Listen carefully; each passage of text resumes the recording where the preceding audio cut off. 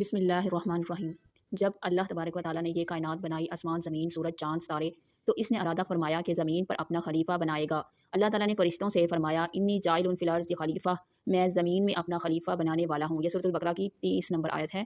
فرشتوں نے عرض کی، اے اللہ، کیا تو ایسی مخلوق بنائے گا جو زمین میں فساد کرے گی اور خون بہائے گی؟ ہم تو تیری تسبیح اور حمد کرتے ہیں۔ اللہ تبارک و تعالیٰ نے فرمایا میں جانتا ہوں جو تم نہیں جانتے۔ پھر اللہ تعالیٰ نے مٹی سے حضرت آدم علیہ السلام کا پتلا بنایا۔ روایات میں آتا ہے کہ یہ مٹی زمین کے مختلف حصوں سے لی گئی تھی، اسی لیے انسانوں میں رنگ، شکل اور طبیعتیں مختلف ہوتی ہیں۔ جب پتلا تیار ہوا تو اللہ تبارک و تعالیٰ نے اس میں اپنی روح پھونکی اور حضرت آدم علیہ السلام زندہ ہو گئے۔ پہلی سانس لیتے ہی انہوں نے الحمدللہ کہا۔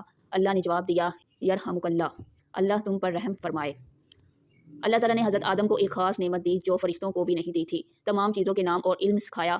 سورۃ البقرہ میں 31 نمبر آیت میں اللہ تبارک و تعالیٰ فرماتے ہیں وَعَلَّمَ آدَمَ الْأَسْمَاءَ كُلَّهَا، اور اللہ نے آدم کو تمام چیزوں کے نام سکھائے۔ پھر اللہ نے فرشتوں سے پوچھا ان چیزوں کے نام بتاؤ اگر تم سچے ہو۔ فرشتوں نے عاجزی سے کہا اے اللہ تو پاک ہے، ہمیں صرف اتنا ہی علم ہے جو تو نے دیا۔ پھر حضرت آدم نے تمام نام بتائے اور فرشتوں نے جان لیا کہ انسان واقعی اللہ کی خاص مخلوق ہے۔ اللہ تعالیٰ نے تمام فرشتوں کو حکم دیا آدم کو سجدہ کرو۔ قرآن مجید میں ہے اسجدوا لآدم، آدم کو سجدہ کرو۔ یہ سجدہ عبادت کا نہیں تھا، یہ تعظیم اور اکرام کا سجدہ تھا۔ تمام فرشتوں نے فوراً سجدہ کیا مگر ایک نے انکار کر دیا، وہ تھا ابلیس۔ ابلیس نے غرور سے کہا۔ سورۃ الاعراف کی 12 نمبر آیت میں اللہ تبارک و تعالیٰ نے قرآن مجید میں فرمایا کہ ابلیس نے کہا انا خیر منہ خلقتنی من النار وخلقتہ من الطین، میں اس سے بہتر ہوں، تو نے مجھے آگ سے بنایا اور اسے مٹی سے بنایا۔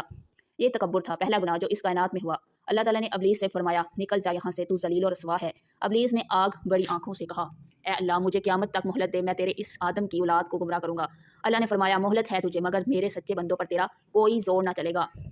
اللہ نے حضرت آدم کو جنت میں رہنے کی اجازت دی اور ان کے لیے ان کی زوجہ حضرت حوا کو پیدا فرمایا تاکہ وہ اکیلے نہ ہوں۔ اللہ تعالیٰ نے فرمایا سورۃ البقرہ کی 35 نمبر آیت میں وَقُلْنَا يَا آدَمُ اسْكُنْ أَنْتَ وَزَوْجُكَ الْجَنَّةَ، اور ہم نے کہا اے آدم تم اور تمہاری بیوی جنت میں رہو۔ جنت جہاں ہر طرف سبزہ تھا، خوبصورت باغ تھے، میوے تھے، نہریں تھیں، ہر نعمت تھی۔ اللہ تعالیٰ نے فرمایا جو چاہو کھاؤ، جو چاہو پیو، بس ایک درخت کے قریب مت جانا۔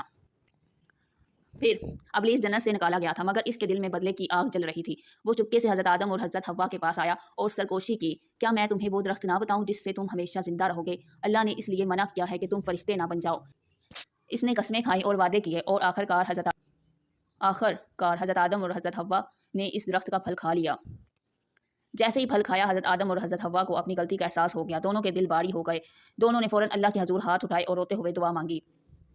سورۃ الاعراف کی 23 نمبر آیت میں آتا ہے کہ ربنا ظلمنا انفسنا وان